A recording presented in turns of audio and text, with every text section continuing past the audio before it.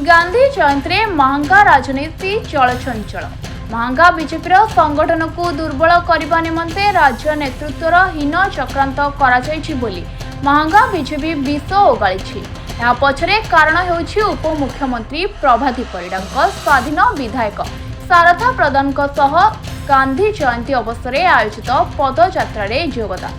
स्वाधीन विधायक सारथा प्रधान और तांको कर्मी महंगा ब्लॉक कैथा पंचायत गांधी स्मृति पीठरू भेड़ा पंचायत पर्यंत आयोजित होइथिबा पदयात्रा रे उपमुख्यमंत्री प्रभाती परिडा जोग दैथिले। से समय रे महंगा बीजेपी पक्षरु बीजेपी नेता सुमन घड़े नेतृत्व में भेड़ा पंचायत आत्माराम मंडप परिसर में 155तम गांधी जयंती पालन अवसर उपमुख्यमंत्री स्वाधीन विधायक कार्यक्रम में जोग देवाकु नहीं बीजेपी नेता और कर्मी माने प्रभाती परिडा विष ओगाड़ा सह राज्य नेतृत्व उपरे दोषारोप करिसेंती। बीजेपी कर्मी कहिसेंती राज्यर किछि कुचक्री बीजेपी नेता महंगा बीजेपी संगठन को भांगिबाकू चक्रांत करुछंती। देखंतु आज होछि महान आत्मा महान पुरुष महात्मा गांधी 155तम जयंती और शास्त्री जी आज जयंती से परिप्रेक्षी में महंगा बीजेपी तरफ एक सभार आयोजन कराइथिला। एथिरे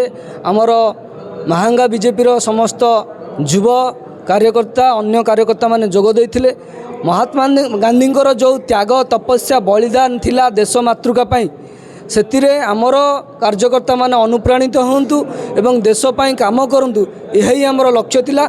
से लक्ष्य को नहीं आमे कार्य करछु एवं आम दल मध्य आज से लक्ष्य को लेकिन आगू जाउछ ना आमे से विषय अवगत ना आमको कहीं जणै नांती।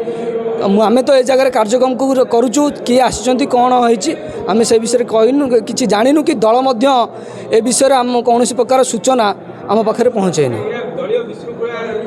विशृंखला नुहे कौन हो सेटा दलीय आभ्यंतरीण कथा से कथा आलोचना बाहर ठीक नुहे दल कथा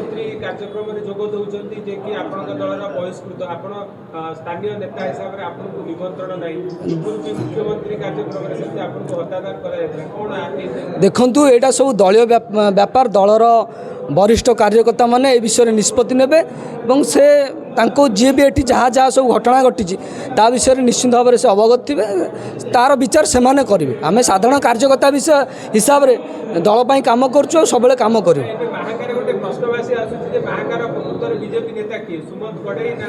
देखु दल आमको दायित्व देती दल आम द्वारा विभिन्न कार्यक्रम दलर कराऊँच तो निश्चित भाव में नेता तो मुझे कहबिनी दलर आम कार्यकर्ता अच्छु कम करुँ निश्चित भाव में कम करूँ दल जेपर्यंत चाहिए दल जेपर्यंत आमको कम लगे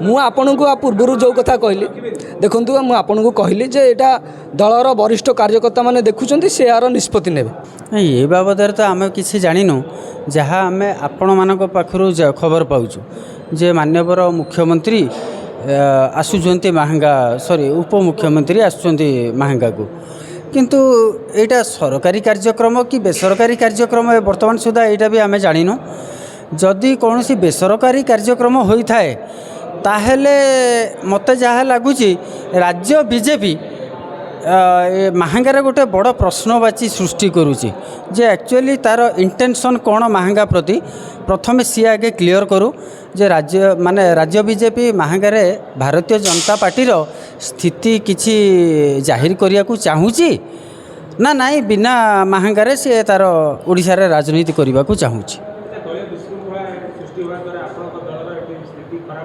देखंतु पूर्वर आउ गोटे ये विशृंखलित परिस्थिति उपजी जितेबाला माननीय मुख्यमंत्री निश्चित कोइली प्रोग्राम रे आसी से गोटे परिस्थिति से उपजीला किंतु महंगावासी सेटा को सह्य करने कारण सेटा गोटे सरकारी कार्यक्रम थिला बट यहाँ तो मुझे जानी यहाँ जदि बेसरकारी कार्यक्रम हो ताहेले मु जने साधारण भारतीय जनता पार्टी कर्मी हिसाब रे एटा तो मो मन रे गोटे बड़ प्रश्न सृष्टि करुच्ची जे एक्चुअली आमे ये दल रे महंगारे रही ठीक करुचु ना भूल करुचु।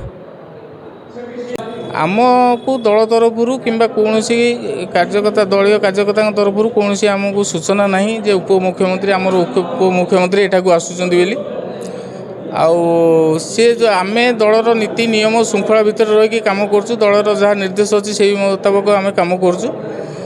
ବାକି ରହିଲା ସିଏ ଆସୁଛନ୍ତି ନ ଆସୁଛନ୍ତି ସେ କଥା ଆମେ ଜାଣିନୁ, ତେଣୁ ଯଦି ଆସୁଥାନ୍ତି ତାଙ୍କ ଦଳ ମାନେ ସେ ଆମ ପାଖକୁ ଆସିବା କଥା। ଆମେ ବି ଏଠି କାର୍ଯ୍ୟକ୍ରମ କରୁଛୁ, ବିଜେପିର ବି ଏଠି କାର୍ଯ୍ୟକ୍ରମ ହେଉଛି। ଯଦି ସିଏ ଆସୁଥାନ୍ତି ତାହେଲେ ଏଠିକି ବିଜେପି କାର୍ଯ୍ୟକ୍ରମକୁ ଆସିଥାନ୍ତେ, କିନ୍ତୁ ମୁଁ ଆପଣମାନଙ୍କଠାରୁ ଶୁଣୁଛି, ଅନ୍ୟମାନଙ୍କଠାରୁ ଶୁଣୁଛି ଯେ ସେଠିକି ଆସୁଛନ୍ତି ବୋଲି। ନାଇଁ, ଦଳୀୟ ନେତା ହିସାବରେ ମୁଁ ଏଇଆ ପ୍ରତିକ୍ରିୟା ରଖିବି ଯେ ଯେହେତୁ ସିଏ ବିଜେପିର ଉପମୁଖ୍ୟମନ୍ତ୍ରୀ ଆଉ ଆମେ ବିଜେପିର କାର୍ଯ୍ୟକର୍ତ୍ତା, ଆମେ ମଧ୍ୟ ଏଠି ମାହାଙ୍ଗାର ପଦାଧିକାରୀ ଅଛୁ, ନିଶ୍ଚିତ ଭାବେ ଆମକୁ ସେଇ କାର୍ଯ୍ୟକ୍ରମରେ ନିମନ୍ତ୍ରଣ କରିବାର କଥା ବା ଆମକୁ ଜଣାଇବାର କଥା। ଆମେ ତାଙ୍କର ସ୍ୱାଗତ ମଧ୍ୟ କରିଥାଉ, କିନ୍ତୁ ଆମକୁ ସେଭଳି କୌଣସି ସୂଚନା ନାହିଁ। ଆପଣ ଯଦି ଏ ପ୍ରଶ୍ନ ପଚାରନ୍ତି, ଆମର ଖୋଦ୍ ଉପମୁଖ୍ୟମନ୍ତ୍ରୀଙ୍କୁ ଆପଣ ଏ ପ୍ରଶ୍ନ ପଚାରି ପାରନ୍ତି ଯେ ସିଏ କାହିଁକି ଏଠିକି ଆସିଛନ୍ତି ଆଉ କିଏ ତାଙ୍କୁ ଡାକିଛି। ହଁ, ଇଏ ଆମେ ତ ଖବର ପାଇଛୁ ଉପମୁଖ୍ୟମନ୍ତ୍ରୀ ଆସି ତାଙ୍କ ସହିତ ଯେ ସ୍ୱାଧୀନ ପ୍ରାର୍ଥୀ ତାଙ୍କ ସହିତ ଆସି ସାମିଲ ହେଉଛନ୍ତି। ଆମେ ଏଠି ବିଜେପିର ଯେ ପ୍ରକୃତରେ ବିଜେପିର ନେତା ଯିଏ ଅଛନ୍ତି ଆମର ସୁମନ୍ତ ବାବୁ, ଏଠିକି ଆସିବାର ନାହିଁ କି ସୁମନ୍ତ ବାବୁକୁ ଜଣାଇବାର ନାହିଁ, ଆମ କୌଣସି ମାହାଙ୍ଗାର ଲିଡରଙ୍କ ସହିତ ଜଣାଇବାର ନାହିଁ। ଏଠି ଆମେ ବହୁତ ବଡ଼ ଦୁଃଖ ଲାଗୁଛି, ଆମକୁ ବି ବହୁତ କଷ୍ଟ ଲାଗୁଛି ଯେ ସିଏ ଆସିକି ଯେତେବେଳେ ସ୍ୱାଧୀନ ପ୍ରାର୍ଥୀ ସାଙ୍ଗରେ ସାମିଲ ହେଉଛନ୍ତି, ଆଗାମୀ କେତେ ଦୂର ଆମ ବିଜେପି ସରକାର ରହିବ କାହିଁ ମୋତେ ସନ୍ଦେହଜନକ ଯେ ଏମିତି କରିବାର କାରଣ କ'ଣ, କାହାର ଇଏ ଯେଉଁ କାର୍ଯ୍ୟକ୍ରମଟା କରାଯାଉଛି କାହା ଦ୍ୱାରା କରାଯାଉଛି। ଏମିତି ହେଲେ ବିଜେପି ସରକାର କାହିଁ ମୁଁ ବୋଧହୁଏ ଭାବୁଛି ଏ 5 ବର୍ଷ ଭିତରେ ପ୍ରାୟ ରହିବ, ଆଉ ଆଗାମୀ କାହିଁ ମୋତେ ଲାଗୁନାହିଁ। ଏ ଯେଉଁ କାର୍ଯ୍ୟକ୍ରମ କରାଯାଉଛି ଯେ ବିଜେପି ଲୋକଙ୍କୁ ପଚରା ହେଉନାହିଁ। ମାହାଙ୍ଗାର ବିଜେପିର ପରିସ୍ଥିତି ପୁରା ସଙ୍କଟପନ୍ନ ହୋଇଯିବ, ଯେ କି ଏଠି ଲୋପ ପାଇଯିବ। ଏମିତି ହେଲେ କାହିଁ ବିଜେପି ବାଲା ଆପଣ କତିକି ଆସିବେ? ବିଜେପି ବାଲା ଯଦି ସ୍ୱାଧୀନ ପ୍ରାର୍ଥୀ କତିକି ଆସୁଛନ୍ତି, ଏଠି ବିଜେପି ବାଲା ନେତା କତିକି ଜାଣିପାରୁନାହାନ୍ତି, ତାହେଲେ ନେତା ପାଖରେ କେଉଁ ଲୋକ ରହିବେ? ଇଏ ତ ମାନେ ଭାବୁଛନ୍ତି ଅଲଗା ଲୋକ ସବୁ ପଳେଇଯିବେ, ଏଠିକି ଅଲଗା ଦଳକୁ ପଳେଇବେ ନା। ତେବେ ବିଜେପିର ସ୍ଥିତି କିଛି ନାହିଁ। ମାହାଙ୍ଗାରୁ ଦୟାନିଧି ସାହୁଙ୍କ ରିପୋର୍ଟ, ନିରପେକ୍ଷ ନ୍ୟୁଜ୍।